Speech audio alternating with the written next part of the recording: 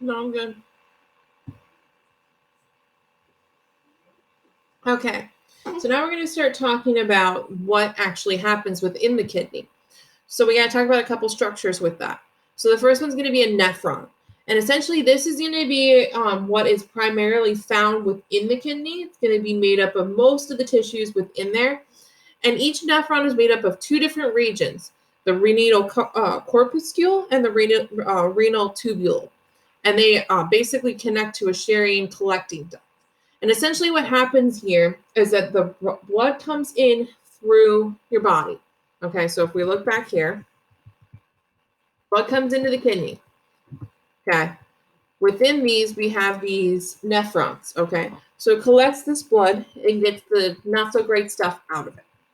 Okay, now we're going to go ahead and go with this renal corpuscle.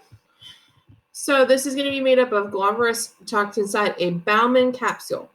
Okay, so what that is, it's a form between the peripheral and visceral walls within the space between them. And essentially, what happens here is we've got these visceral layers to form little slits. When we form these little slits, that's how we're able to collect and make certain things occur. Okay, so they kind of work as more of a filter, okay, to keep things out. Okay, does this make sense for everybody? Okay, when it comes to the globulars, these are pores within the fat that allow for filtration. Again, we're looking to get all of that bad stuff out of the blood. Yes, like I said, we want the blood to go back, but we don't want to get any of those bad stuff. And we want to get a little bit of water so we're able to make this urea to begin with. Okay. We've got these things called these meningeal cells. Again, these are going to be located between the glomerulus capillaries. And they're basically supposed to form, basically what they're doing is they're supposed to give you a little bit more of a support and structural functions. So again, they're mostly used to keep this together.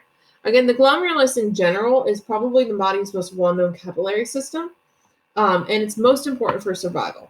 Okay. Then we have the glomerular capsular membrane. Again, this is going to be between the glomerular endothelium, and you're going to see your Bowman capsule. So what we talked about here, okay, that's going to be between that. Okay, remember, this is going to be the glomulars inside of a Bowman capsule.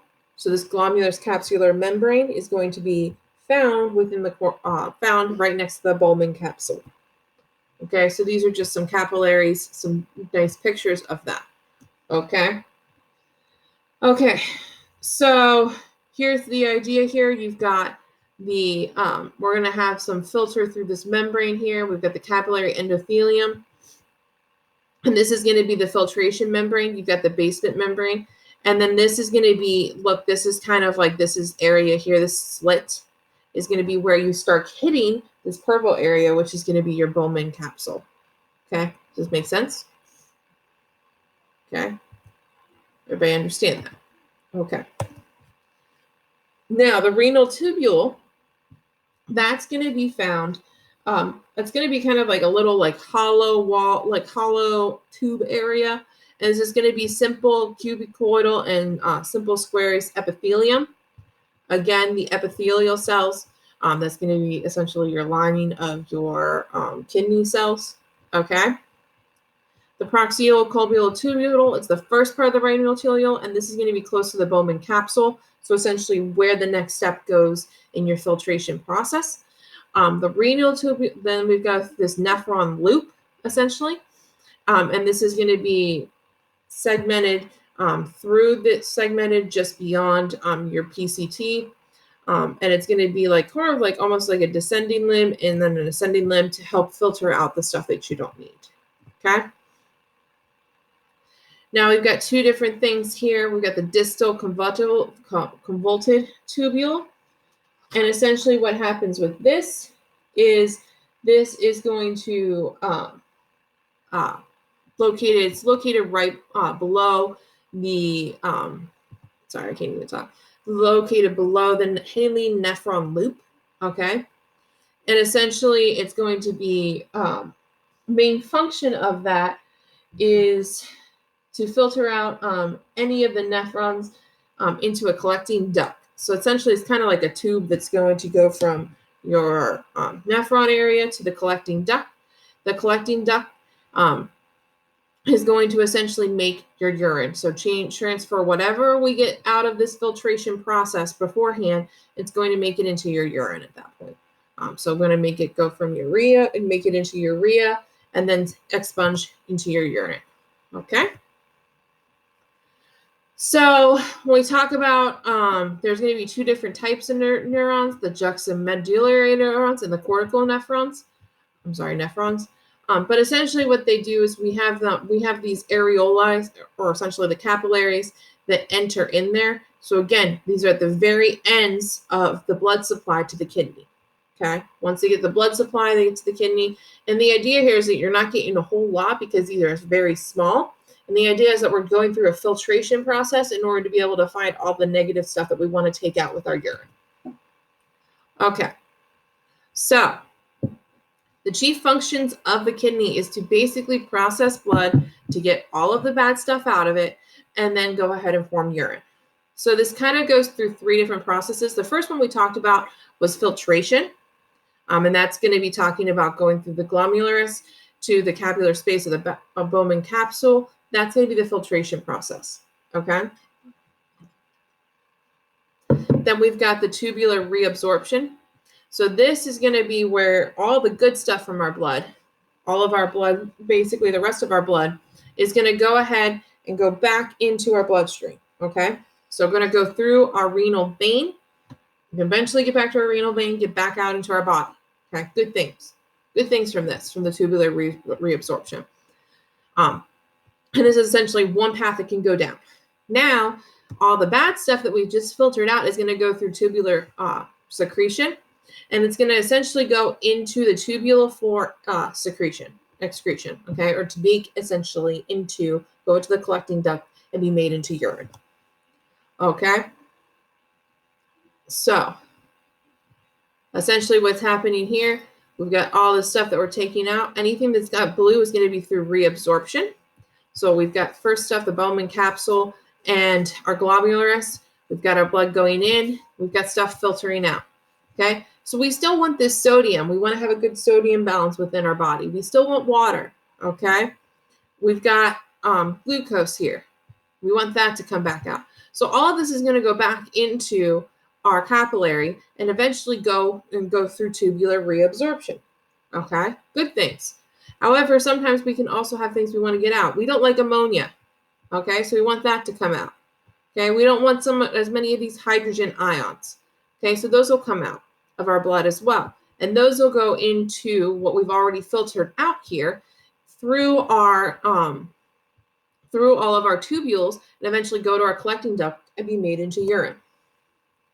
Okay, so that's going to be how basically now we've talked about a little bit about how we go through that. So basically we're going to talk about the mechanism behind filtration here.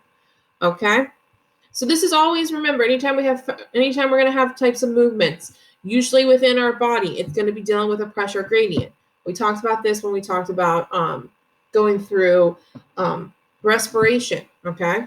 And how we were going to breathe air in and out and why we do that. Again, it's all based off of a pressure gradient, okay? So the idea here is that we're going into these globular capillaries with about 180 liters of water and solutes that filtered into the Bowman capsule every day, okay? So we're going to have essentially a pressure gradient that we're going to have to go through in order to filter out the good and the bad stuff that we have within our blood system that's going to enter our kidneys. Okay, this filtration rate is going to be determined by the hydrostatic pressure of the glomerular and the systemic blood pressure that you have within your body. Okay, so that's going to basically tell you how quickly you're going to filter out those things that you're going to filter out. Okay. So the idea here is you have some hydrostatic pressure and you have osmotic pressure, okay? So the idea here is that we're going to have an effective filtration pressure. We have to have our glomerular hydrostatic pressure and our capsular osmotic pressure. So again, this is going to be our glomerular and our Bowman capsule, okay? those are going to tend to force stuff to move out of the glomulars into the capsule. And that's going to be subtracted from what's going to move stuff from our capsule into our glomulars. So our glomerular osmotic pressure and our capsular hydrostatic pressure. These are just things you kind of need to know with that. Okay? So anything that moves out is good, right? That means that we're moving on in our filtration process. Things that move it back in, not so good. So the idea here is that this whole number, if we're going to have if we're going to have a good, effective filtration pressure, we need to have this green area to be higher than this. Okay? Otherwise, it's not going to work very well. So the big things that we're going to be looking at to reabsorb, we're going to have sodium, glucose, and amino acids. And again, this is going to be through sodium cotransport that we talked about in the previous PowerPoint. Chloride, phosphate, and bicarbonate ions. So any type of those, they're going to be good because they have a nice good electrical charge with it. So they're a good, essentially kind of like a conductor, but they are good at carrying electrons to do other processes throughout our body when it comes to chemical reactions. And obviously, we want to have some water that comes back in. I have some that we're going to lose. Obviously, that's a good thing. We want to make sure that we don't have that, but we want to make sure that we have a good osmotic balance. Okay. So again, there's a lot of things here. Most of these are going to be done through the epithelial cells back into the water, back in the epithelial cells of the tubule. They're going to be going through the epithelial cells through some type of pump. So, this situation here, when we're looking at water, probably not so much, probably just, nice osmotic osmosis is occurring here, passive transport. But definitely with our chloride ions and our sodium ions, we're definitely dealing with active transport through a pump along the cell wall or along the cell membrane of the epithelial cells, okay, which means that we need energy, ATP, okay.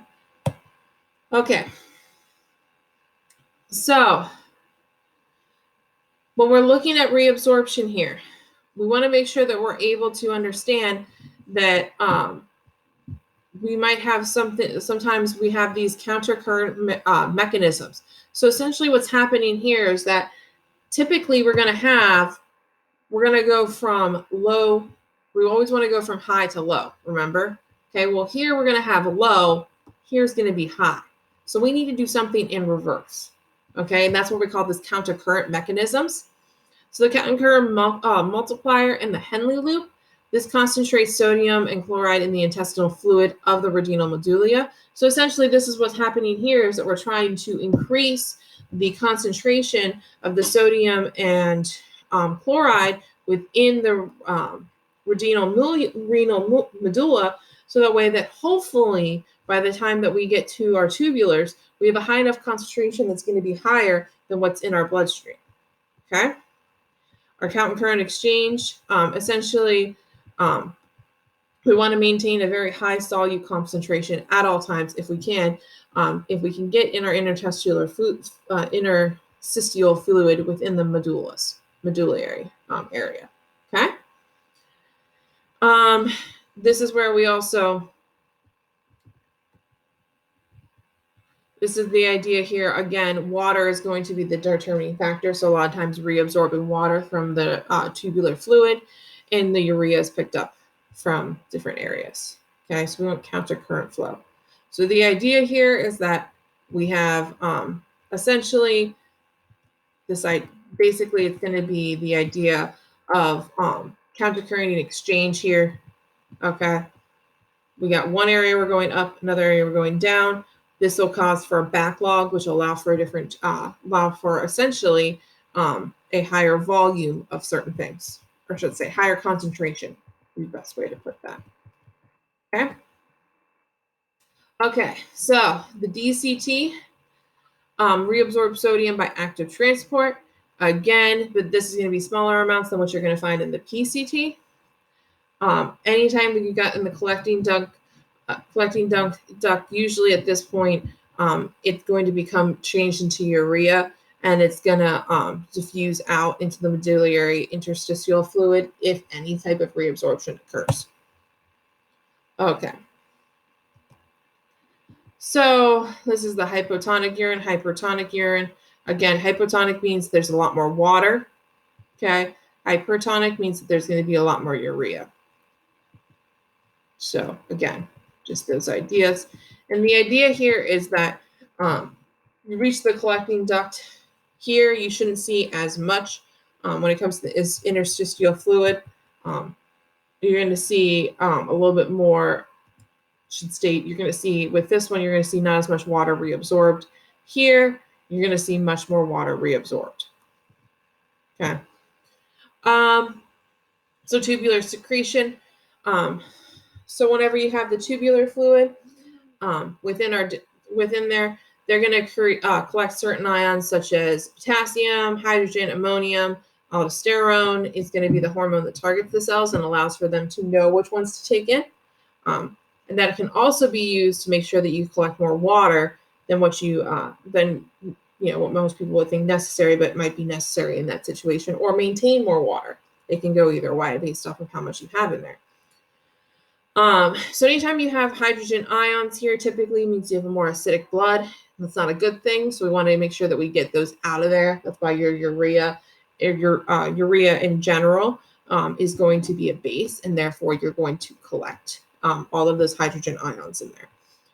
Ammonium ions, hydrogen, potassium, all of those, again, can be collected in the urine because, again, that's more basic. And it comes out more acidic because of the fact that you're adding more essentially acidic substances to it. And again, the tubular secretion is just going to be from the substance out of the blood into the tubular fluid to eventually go to the collecting duct and become urine. Okay. Now, remember we had that ADH there. This is going to be for when we talk about water reabsorption. We need to make sure that we have that. That's a hormone that takes that. Again, aldosterone increases the distributable absorption of sodium. Therefore, you have more sodium. And then you have this atrial neurotrophic hormones. Again, this is going to prevent the loss of sodium via your blood. Okay, or via the urine. Sorry, not via blood, via your urine, going back into your blood. Okay. Okay, another ways at which we can have that, we have some mechanisms. So we have the tubular glomerulitic feedback and the myogenic mechanism. Again, this is going to maintain basically the idea here is that we're regulating this good flow here, this good, flow that we have for this whole entire thing. Let me make sure I'm stating this right for you. But globular filtration rate, okay? So maintaining a good GFR, globular filtration rate, by regulating the resistance.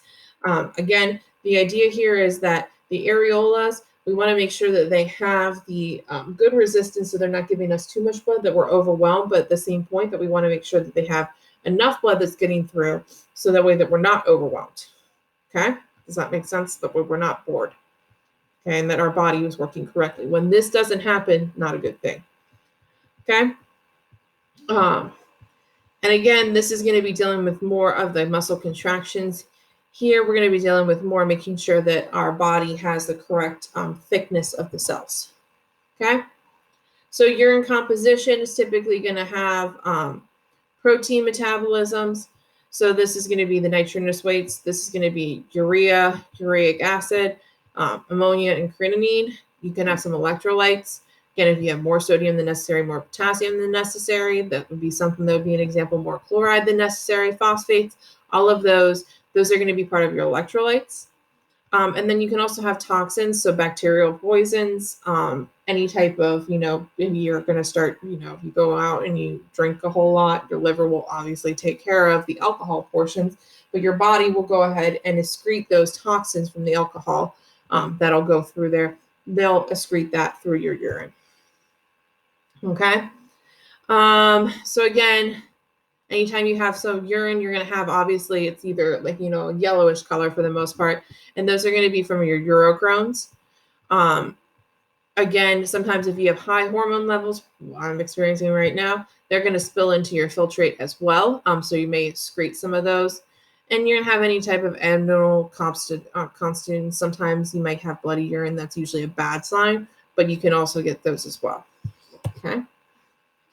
Okay, so some renal urinary disorders, you can kind of look through these, but some ones that I find kind of interesting is renal hypertension, definitely, neurologic or overactive bladder. You can also have some tumors or bladder cancer. Okay. Urinary tract infections, I know I get those as well. It was part of my postpartum complications. You can also get, obviously kidney failure, chronic renal failure. Those ones a lot of times you have to be on dialysis until you can find a new kidney. Any questions? Please let me know.